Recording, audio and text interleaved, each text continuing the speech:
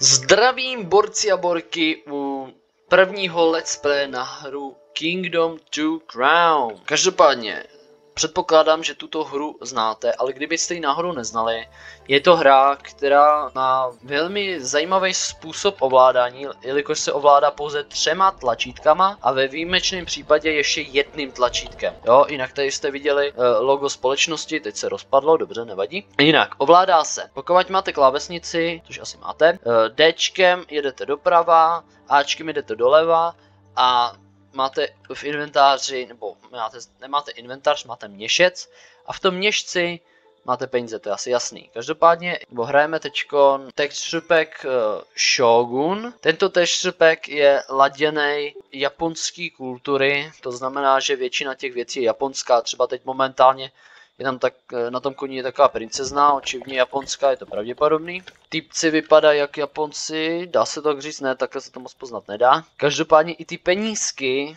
kterýma se tady platí, vylepšuje tak, vypadají jako juany japonský. Teda nevím, jestli se tam ještě platí juanama, ale třeba jestli jste viděli Kung Fu Pandu, tak tam měli juany a je to braný jakožto čínský, jo, takže ono to je dosti podobný, takže bych to asi moc neřešil. Každopádně, tady ten duch, to je tutoriál, to asi vám došlo, jenže ten tutoriál bývá hrozně otravný a nutí mě dělat to, co nechci, ale občas mi dá i nějaký penízky navíc, což je celkem výhoda, pokud začínáte, pokud už budete v nějakou dobu hrát, přibližně takových 20-30 minut, tak jste schopni už vydělávat takový penízky, že už vám ten duch je, no, vám toho moc nedá. Každopádně ten duch toho ukáže velice málo, ale vrací se v pozdějších částích hry, aby vám případně některé věci dovysvětlil. Teď jsem neměl nic a ten duch mi dal 2 koníky. Teď mě na nějakou dobu opustí, mi napsal jenom, co mám dělat. Já se tím samozřejmě moc řídit nebudu, protože má dosti zvláštní nápady. Každopádně myslím, že to byl první den teď za náma. Potřebuju, kámo, abys mi viděl nějaký penízky. A máme tady nějaký týpky. Tyto týpky rovnou potřebuji, aby se z nich stali lučišníci a buildři, protože to budu velice potřebovat. Máme tady totiž jednoho buildra, to je velice málo, nestačí to rozhodně. Jinak, kámo, jo, ty už jdeš dělat, super. Tady vás dám rovnou, ať tady zboříte ten strom. Každopádně, kámo, máš nějaký penízky? Ano, máš, paráda. Tak, potřebuje se to tady vyčistit. Kousek tady by mělo být farmářský místo. Ano, přesně tak. Ty farmářský místa mají za začátku takovýhle potůček. Ty farmářský místa mají 3 levely. První je takový malý, myslím, že se tam vejdou 3 nebo 4 farmáři. Potom máte větší, máte rovnou domeček. Jinak, když je ten malý, je to možný, že to víte, je možný, že to nevíte, tak oni tam nezůstávají přes noc a choděj pak k té budově, co tady bude. Pokud je tam ten domeček, tak tam zůstávají. Což když je nemáte za hradbama, nebo uvnitř hradeb teda, tak je to velice nebezpečný, protože oni můžete přijít. Oni jsou celkem drahý a je to docela škoda. Ale můžou vám vydělat sakramentsky velký peníze, takže jako ono to trošku za risk stojí. Tak já jim dám, ať tady postavit tohle. Budu potřebovat dát nějaký ty lučišníky, já nevím, kolik jich mám teď momentálně.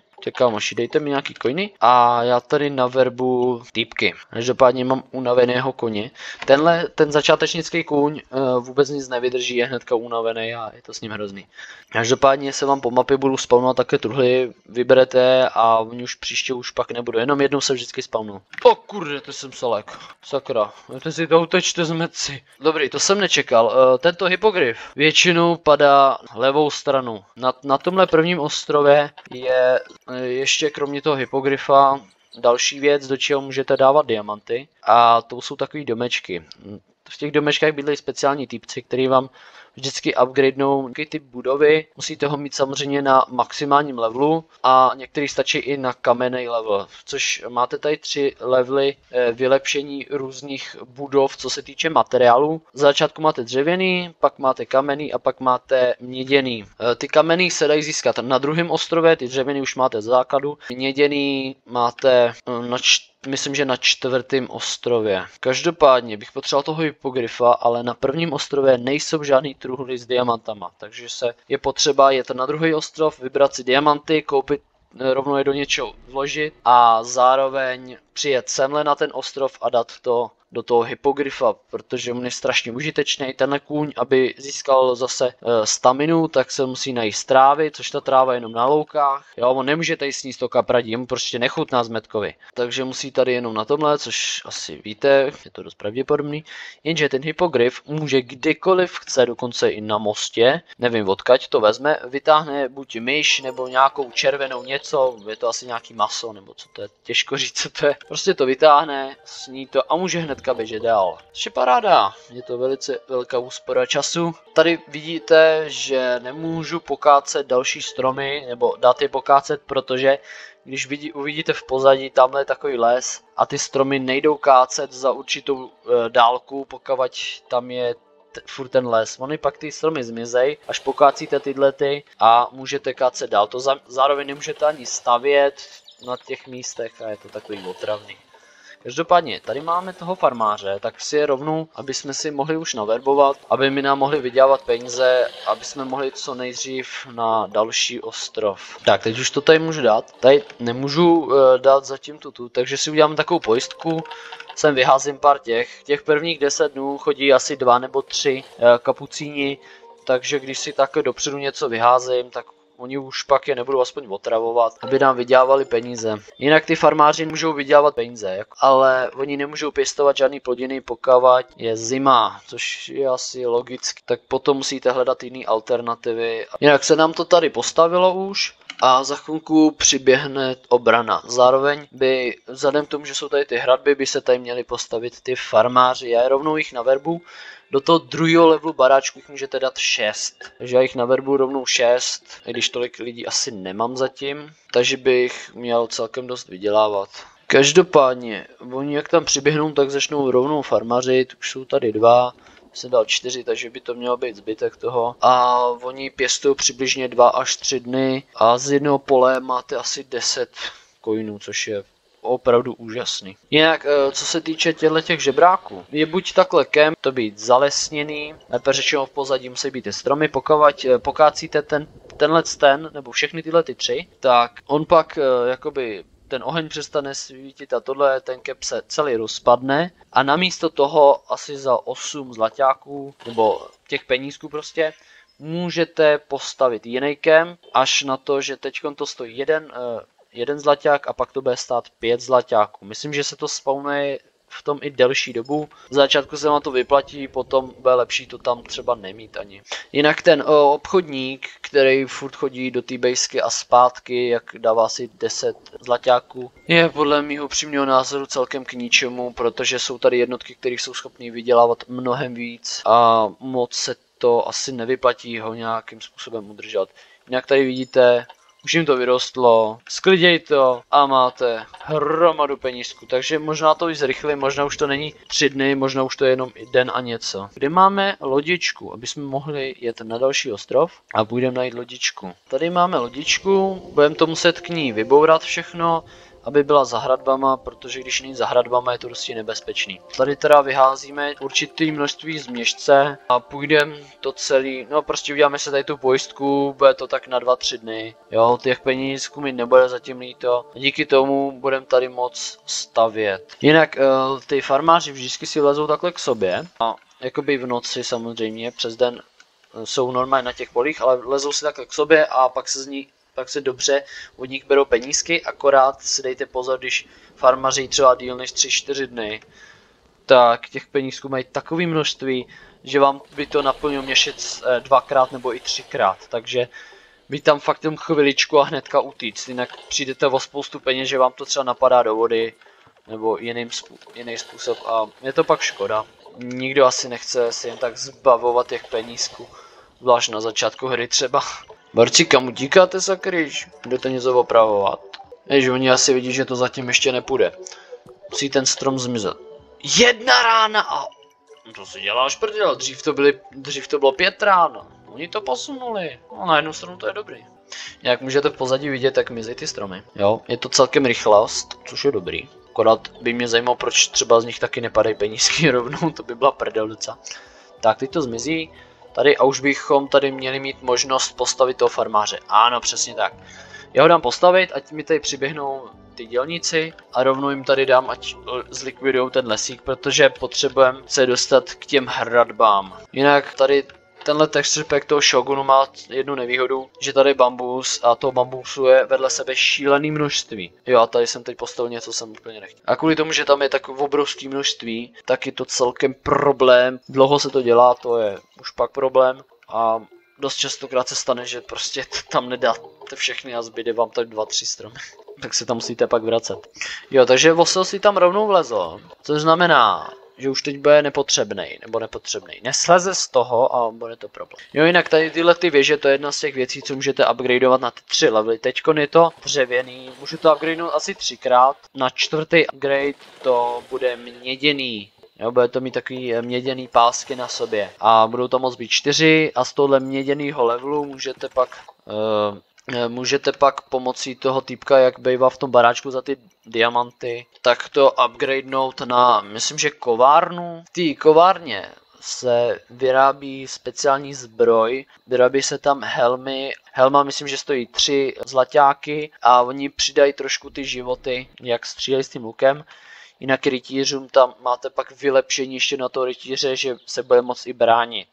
Nejenom schytávat rány, nebo vydrží hodně, ale opravdu se brání úplně parádně. Jinak by mě docela zajímalo, jak dlouho těm voslům bude trvat, než sem doběhnou. Protože očividně utekli a vykašlali se na to. Super, už běží zpátky. Je to už. A to jenom z jednoho a už jsem dostal 10 zlaťáků. Na začátku se vám hrozně vyplatí farmit tady tyhle ty zvířátka, oni vůbec neutíkají. Oni se vám spawnují na těch loukách ve velkém množství. Z každého je sice jeden zlaťák, ale oni se spawnou tak hodně, že těch zlaťáků budete mít kvanta a vůbec nebudete vědět, co s nima. Jinak nebude to dlouho trvat a pojedeme na další ostrov. Jo, už to tady likvidujou, za chvilku to zlikvidujou a postavíme tam tu hradbu. Až pak budu přijíždět znova, tak oni už to nebudou stavět venku, ale už to bude za hradbou, takže to bude paráda. Možná se ani nerozbije ta lodička. Každopádně rovnou tady dáme stavět. Než tenhle zmizí, tak bychom hromadu času akorát ztratili, tak je potřeba, aby se to rovnou využilo, aby oni mohli už stavět a byla to paráda. Každopádně si tady doběhnu zase trošku dál. Kde je ten val? Kde to můžu postavit? Já to tady nevidím. No to je jedno. Tady vám nahážu nějaký ty penízky, abych je tím obránil a mohli nerušeně dělat svoji práci. Tak, útok byl odražen, takže jsem nic neudělal, že jsem jim tam naházel 4 coiny. No dobře, jich tam hodil tak 10, ale oni si jich pár vzali a už to nemusíme řešit vůbec. Každopádně už to tady můžeme pokácet trošku dál, ale furt nevidím to místo, kde můžu udělat ty hradby. No, tady ty borci tady budou hezky kácet, dlouho. Než na to narazíme, až na to narazíme, tak tam udělám rovnou tu hradbu a tamhle, už ji vidím. Vypadá to, že jsem asi trošku diktátor, že jen nenechávám v noci, aby si odpočinuli, že podnikám co nejvíc kroků k tomu, aby mohli pracovat celou noc a nemuseli se zastavovat ani. Jinak to tady asi pokácím trošku, ono se to pak bude docela hodit. Až dopadně to tady potřebuji, ať to zlikvidujete celý ten lesík. Jinak ty, co mají rádi přírodu, by mi asi dali přes hubu za to, co jsem teď řekl. To moc dobře chápu, dává to smysl samozřejmě. Jinak si musíme doběhnout pro další penízky, protože nemáme. A bez peněz jsme govno. Tak, potřebuji, aby farmáři mi něco dali. Co tady tohleto? To za chviličku dokončíme a odcestujeme na další ostrov. Jinak na další ostrov potřeba cestovat plným měšcem. Když nemáte plný měšec, tak to je dosti blbý a pak vám ty penízky můžou chybět. Máte velký problém. By the way, tyhle hradby jsem si vůbec nevšiml. Já jsem fakt slepý, očividně. Jakože hodně. Tak, tady to postavte. Jo, to můžete rovnou postavit asi i tady, až to půjde. Tak, to bude stačit takhle, víc to dávat nebudu. No, super, už je ve vodě. A heleme se, žebráci. Tak, borci, víš, co bych mohl možná udělat? Že sem vyhážu velkou část měšce. Na jednu stranu se budou bránit a na druhou jakoby obraňovat se a tohleto. A na druhou stranu, no, přiběhnou, pak když se tam spawnou, tak se rovnou dají do toho a přiběhnou a bude to paráda. Já je zaberu radši a radši je vyházím hnedka. Tak, uděláme si takovou obranu proti těm svým. Tak, borci, vy to tady pokácíte teda, jo, už jste udělali, super. Tak, dostavíte to, je to potřeba, musíte to dostavit, až to dostavíte tady, tak se vrhneme na tu lodičku. Tu lodičku, no. Už to bude chtít plout na další ostrov. Kde se tady vzal? Halo? Můžeš mi jako říct, kde se ty potvory tady vzaly? Ach jo, oni tady zničili hradbu, no, tak jako je možný, že tady nikdo nebránil. Ach jo, no tak nic, tak se to ještě trošku posune. Každopádně už to nebude snad tak dlouho trvat. Tak, tobě dám tady tohleto, ať si dáš penízku hezky. A budeme potřebovat další 2 buildery. Za prvý a za druhý tady průzkumníky. Dáme tam 4 aspoň. Tak kámo, já tě tady naházím tohleto. To je, hezky to naber a dej to tam do toho. Jinak jak to vypadá s tou lodičkou? Už to bude hotový? Každopádně bylo by to super, kdyby to bylo hotový. Jdem na to. Už by to chtělo. Tady, jak to vypadá s tou lodičkou? Už jste ji dostavili nebo ne? Ty buildři, než to postaví, to trvá. Škoda, že tady není nějaký update na ně, že by byly jako rychlejší, nebo že by jich to mohlo stavit několik najednou. Tady už ty stromy očivně pokácely. A dobře, to něco udělali dobře. Já se budu muset naplnit asi měšec, to udělám za chvíli, až zjistím kolik to. A neházej mi nic, dělej, postav to. Už to ti tady snad moc nezbývá. Očividně to tady borci zbořili, nebo kapucíni teda, svině, no asi tak. Zborili mi to tady. Já jsem to měl rovnou upgradenout na druhý level, protože byl dobrý nápad to takhle nechat. To by tady dám tohle. To by tady vyhážu ten měšec, co nejvíc to půjde. A ještě něco začnu házet. Tak, nahází to tam všechno dovnitř. Já si tady od těch farmářů vezmu penízky, naplním si ten měšec a kam si to běžel? To je retard? Kam běžel? Zeď stojí normálně? Kam běžel? To mě taky zajímalo. Každopádně, lodičku máme dostavěnou. V druhém díle se vydáme na další ostrovy. Jo? Takže tady, kamoš, dotlač to tam, on to vezme za tu stěžeň. Takže máme to tady připravený a v druhém díle se vydáme na další ostrovy a prozkoumáme ještě další části tohoto světa. Jinak se s váma loučím a u příštího dílu znova shledáme. Čus!